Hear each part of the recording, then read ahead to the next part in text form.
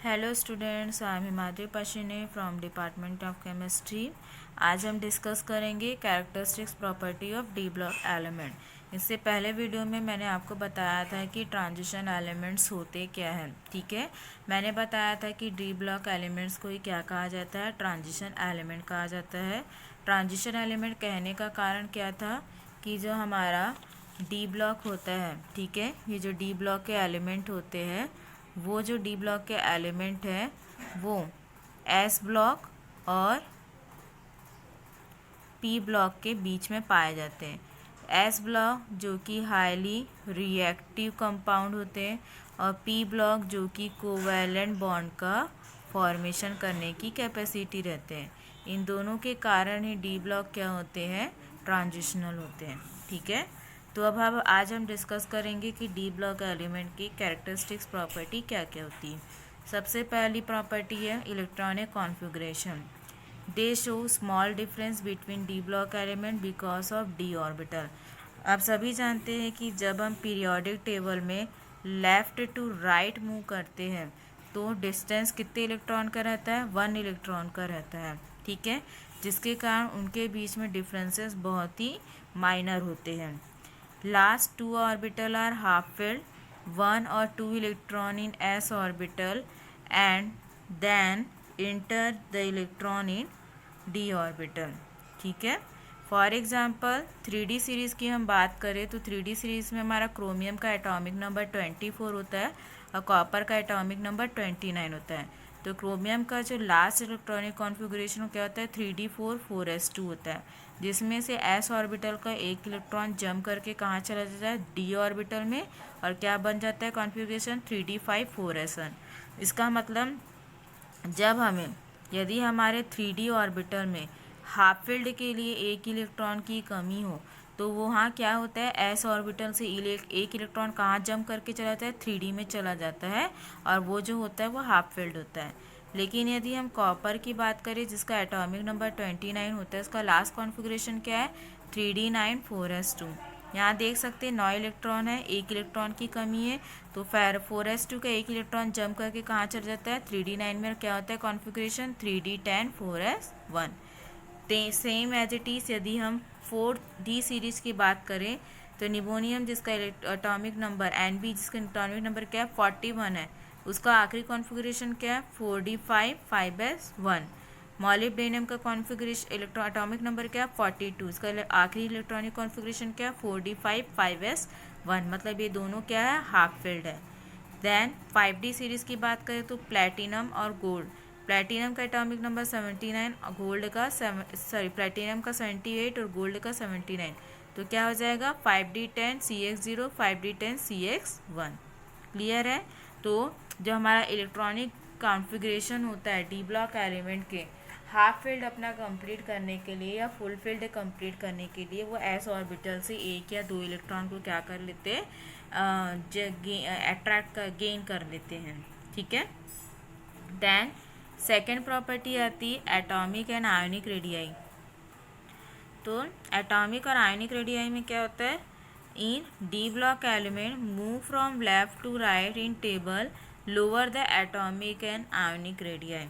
इसका मतलब जब हम डी ब्लॉक एलिमेंट में लेफ्ट से राइट की ओर मूव करते हैं तो एटॉमिक और आयोनिक रेडियाई क्या होती है, डिक्रीज होती है। ठीक है, element of second transition series are large as compared to upper first transition series, but the atomic radii of third transition series are same as the atomic radii of second transition series। इसका मतलब ये कह रहा है कि जो हमारा first transition series है और जो सेकंड ट्रांजिशन सीरीज़ है, इसमें सेकंड ट्रांजिशन सीरीज़ की जो एटॉमिक और आयनिक रेडियाई है वो ज़्यादा है, लेकिन सेकंड ट्रांजिशन और थर्ड ट्रांजिशन सीरीज़ की जो एटॉमिक और आयनिक रेडियाई है वो क्या है, सेम है। ठीक है, देन नेक्स्ट प्रॉपर्टी आती है melting and boiling point. Melting और बॉइलिंग पॉइंट क्या होता है, melting and boiling point is very high at 1000 degree Celsius above in D block element. 1000 degree Celsius से ऊपर मेल्टिंग और बॉइलिंग पॉइंट क्या होता है, डी ब्लॉक एलिमेंट का ज़्यादा होता है। दी रीज़न क्या है, formation of bond energy is very high. चूँकि डी ब्लॉक एलिमेंट है जो कि ट्रांजिशनल होते हैं जिसके कारण उनकी बॉन्ड एनर्जी फॉर्म करने की कैपेसिटी क्या होती है, सबसे ज़्यादा होती है, just like covalent bond and metallic bond. लेकिन इसके कुछ अपवाद है, एक्सेप्शंस हैं, जैसे कि जिंक, कैडमियम एंड मरकरी। मैंने भी पहले ही बताया था कि जिंक, कैडमियम, मरकरी 3 ऐसे एलिमेंट है डी ब्लॉक के जिनके लास्ट जो ऑर्बिटल डी ऑर्बिटल होते हैं वो फुलफिल्ड होते हैं, जिसके कारण उनका मेल्टिंग और बॉइलिंग पॉइंट लो होता है। ठीक है, then because of D orbital are full filled so they not form covalent bond, जिसके कारण ये कोवैलेंट बॉन्ड का फॉर्मेशन नहीं कर पाते। अगली प्रॉपर्टी आती है आयोनिक एनर्जी। आयोनिक एनर्जी क्या कहते हैं, क्या होती है, when energy required to remove electron called ionic energy. आप सभी जानते हैं कि जो हमारा न्यूक्लियस होता है, ठीक है, ये हमारा न्यूक्लियस है, ये सेंटर पॉइंट न्यूक्लियस है, तो इसके आउटर सेल से इलेक्ट्रॉन को बाहर निकालने के लिए जितनी एनर्जी की रिक्वायर्ड होती है उसी को क्या कहते हैं, आयोनिक एनर्जी कहते हैं। ठीक है, the energy of D element are exist in S and P block element. This transition element are lower the electropositive by S block and higher the electroposition by P block. Clear है। Then आपको ये बता दिया जाए कि ionic energy जो होगी वो पीरियोडिक टेबल के डी ब्लॉक एलिमेंट में लेफ़्ट टू राइट मूव करने पर जो आयोनिक एनर्जी होती है वो क्या होती है, डिक्रीज होती है। ठीक है, क्योंकि नंबर्स ऑफ इलेक्ट्रॉन बढ़ते जाते हैं, नंबर्स ऑफ इलेक्ट्रॉन बढ़ने के कारण उसका साइज़ भी क्या होता है, हमारे इलेक्ट्रॉन का साइज़ भी एटम का साइज़ क्या होता है, इंक्रीज़ होता है। तो साइज इंक्रीज़ होने के कारण जो आउटर मोस्ट इलेक्ट्रॉन होता है उसका इसके ऊपर न्यूक्लियस का जो इफ़ेक्ट होता है वो बहुत ही कम होता है, जिसके कारण उस इलेक्ट्रॉन को निकालने के लिए कम एनर्जी लगती है।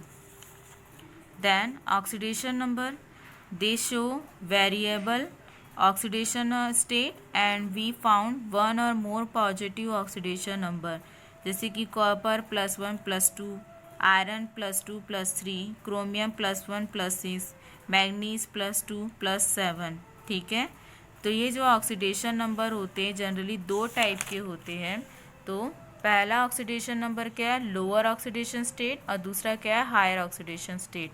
लोअर ऑक्सीडेशन स्टेट क्या होता है, copper and chromium of first series, जो हमारे पहले सीरीज की जो कॉपर और क्रोमियम है, सिल्वर ऑफ सेकेंड सीरीज, ठीक है, और गोल्ड और silver are third series are show +1 oxidation state. ठीक है, लोअर ऑक्सीडेशन सीरीज का मतलब ये है कि ऐसे एलिमेंट जो +1 +2 या फिर +3 ऑक्सीडेशन नंबर शो करते हैं वो क्या कहलाएंगे, लोअर ऑक्सीडेशन नंबर कहलाएंगे। हायर ऑक्सीडेशन नंबर क्या होते हैं, जिनका ऑक्सीडेशन नंबर +3 से ज़्यादा होता है वो क्या कहलाएंगे, हायर ऑक्सीडेशन नंबर कहलाएंगे, जैसे कि क्रोमियम +6, मैग्नीज +7 एक्सेट्रा। तो यहाँ पे मैंने एक चार्ट ड्रॉ किया है फर्स्ट ट्रांजिशन सीरीज़ का, स्कैंडियम से जिंक तक, जिनका आप देख सकते हैं यहाँ पे ऑक्सीडेशन नंबर लिखा है। यहाँ पे जहाँ जिसका ऑक्सीडेशन नंबर सबसे कम है वो है स्कैंडियम और जिंक और कॉपर। अब बाकी के जो टाइटेनियम से लेकर निकल तक के हैं ये हायर ऑक्सीडेशन स्टेट को शो करते हैं। देन नेक्स्ट प्रॉपर्टी आती है colour. Colour, maximum compound of transition element are colour reason they show D transition. आप सभी जानते हैं कि डी ब्लॉक के एलिमेंट जो होते हैं वो मैक्सिमम एलिमेंट कलरफुल होते हैं, कुछ एक्सेप्शन को छोड़ के, जैसे कि जिंक, कैडमियम, मरकरी। कारण क्या है, डी ट्रांजिशन। यहाँ पे देखिए ये हमारे डी ऑर्बिटल हैं जिन्हें 5 सब ऑर्बिटल में डिवाइड किया है, जिनके नाम है DXY, DYZ, DXZ, DS² - Y² and DZ²। ये अभी डीजनरेट डी ऑर्बिटल है। इन्हें डीजनरेट क्यों कहा जा रहा है, क्योंकि इन सभी ऑर्बिटल्स की एनर्जी क्या है, इक्वल है। जब इन्हें एनर्जी दी जाती है या रेडिएशन पास कराई जाती है या इलेक्ट्रिसिटी पास कराई जाती है तब ये degenerate D orbital non degenerate D orbital में कन्वर्ट हो जाते हैं, क्योंकि इन सभी ऑर्बिटल की एनर्जी क्या होती है, अलग अलग होती है। क्योंकि एनर्जी सभी सब ऑर्बिटल्स की अलग अलग होने के कारण ये सभी ऑर्बिटल क्या करते हैं, रिपल्शन करते हैं। रिपल्शन के कारण इनमें स्प्लिटिंग होती है, जो ये 2 पार्ट में डिवाइड हो जाते हैं, EG और T2G। Eg जो होता है इसका रिपल्शन फोर्स ज़्यादा होता है एज़ कम्पेयर टू T2G, जिसके कारण Eg की एनर्जी हाई होती है और वो अपर लेवल पे चला जाता है, और T2G की रिपल्सन फोर्स कम होने के कारण एनर्जी इस स्प्लिटिंग में क्या होता है, रिपल्शन फोर्स हाई होने के कारण Eg का जो रिपल्शन फोर्स होता है वो T2G से ज़्यादा होता है, जिसके कारण ये अपर लेवल में चला जाता है, T2G लोअर लेवल में चला जाता है। ठीक है, तो Eg जो होता है इनमें दो सब ऑर्बिटल होते हैं, dx² - y² और dz², और T2G में तीन सब ऑर्बिटल होते हैं, dxy, dyz एंड dz²। ठीक है, तो जब हम देखते हैं इलेक्ट्रॉन की स्प्लिटिंग, सपोज मान लीजिए सपोज यहाँ d ऑर्बिटल में कितने 4 इलेक्ट्रॉन हैं। ठीक है, जब d ऑर्बिटल को एनर्जी या रेडिएशन दी जाती है तब इसमें से ये इलेक्ट्रॉन जंप करके कहाँ चला जाता है, Eg के इस ऑर्बिटल में चला जाता है। तो चूँकि इलेक्ट्रॉन T2G से Eg में जंप करता है, मीन्स d ऑर्बिटल के इलेक्ट्रॉन d ऑर्बिटल में ही जंप करते हैं, जिसके कारण से क्या कहते हैं, dd ट्रांजिशन कहते हैं। तो जो एलिमेंट ये dd ट्रांजिशन शो करते हैं वही एलिमेंट क्या डेवलप करेंगे, कलर डेवलप करेंगे। ठीक है, colour of the complex is depend on the energy difference between 2d level and this property is obtain in half filled d orbital. ठीक है, जिसमें से मैं पहले ही बता चुकी हूँ कि कुछ एक्सेप्शंस है, जिंक, कैडमियम एंड मरकरी जो कि फुल फिल्ड होते हैं, जिसके कारण ये वाइट कलर शो करते हैं। लेकिन क्रोमियम हाफ फिल्ड होता है तो डार्क ग्रीन कलर शो करता है, निकल हाफ फिल्ड होता है तो ग्रीन कलर शो करता है, कॉपर भी हाफ फिल्ड होने के कारण ब्लू कलर शो करते हैं। नेक्स्ट प्रॉपर्टी आती है complex formation. Capacity of formation of complex found in transition element, it is possible by half filled D orbital. Complex formation किस में होगा, जिनके एलिमेंट क्या होंगे, हाफ फिल्ड होंगे। ये जो कॉम्प्लेक्स फॉर्मेशन है वो डिपेंड करता है small size of positive ion in transition element because they are highly positive and can accept the electron pair very easily। आप सभी जानते हैं कि यदि किसी एलिमेंट में पॉजिटिव आयंस की संख्या ज़्यादा होगी तो वे क्या करेंगे, ईजिली इलेक्ट्रॉन को एक्सेप्ट करेंगे फॉर पेयरिंग। ठीक है, और दूसरा रीज़न क्या है, they have empty d orbital and electron pair and electron pair come in orbitals। ठीक, सेम इन ऑर्बिटल। ठीक है, एम्प्टी डी ऑर्बिटल होने के कारण भी वहाँ पे क्या होते हैं, इलेक्ट्रॉन इंटर करते हैं और अपनी पेयरिंग को कंप्लीट करते हैं। तो इन्हीं दो रीज़न के कारण वे क्या करते हैं, कॉम्प्लेक्स का फॉर्मेशन करते हैं। मैं आपको एग्जांपल के थ्रू यहाँ बताती हूँ। देखिए यहाँ एग्जांपल दिया है कॉपर। ठीक है, NH3 2+ SO4 और CuNH3 6 Cl3। अब यहाँ पे देखिए कॉपर का जो लास्ट ऑर्बिटल होगा, ठीक है, कॉपर का जो लास्ट और कॉपर का इलेक्ट्रॉनिक कॉन्फ़िगरेशन क्या है, आखिरी का Cu = 3d9 4s2। अब यहाँ पे देखिए SO4 है, तो जो हमारा d ऑर्बिटल होगा, ठीक है, d ऑर्बिटल है जिसमें टोटल कितने इलेक्ट्रॉन है, 9 इलेक्ट्रॉन है। तो ये जो एक इलेक्ट्रॉन है वो कहाँ से लेगा, SO4 आयन से एक इलेक्ट्रॉन लेगा। तो इस तरीके से क्या होता है, कॉम्प्लेक्स का फॉर्मेशन होता है। देन लास्ट प्रॉपर्टी आती है catalytic property. Transition elements are good catalyst, मतलब ट्रांजिशन एलिमेंट जो होते हैं वो अच्छे उत्प्रेरक का कार्य करते हैं, because change oxidation state and hydrogen absorption.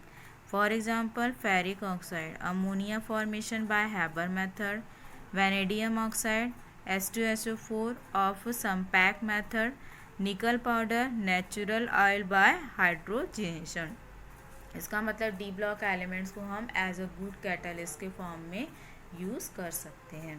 तो ये थी हमारी basic characteristics properties of D block elements. Thank you.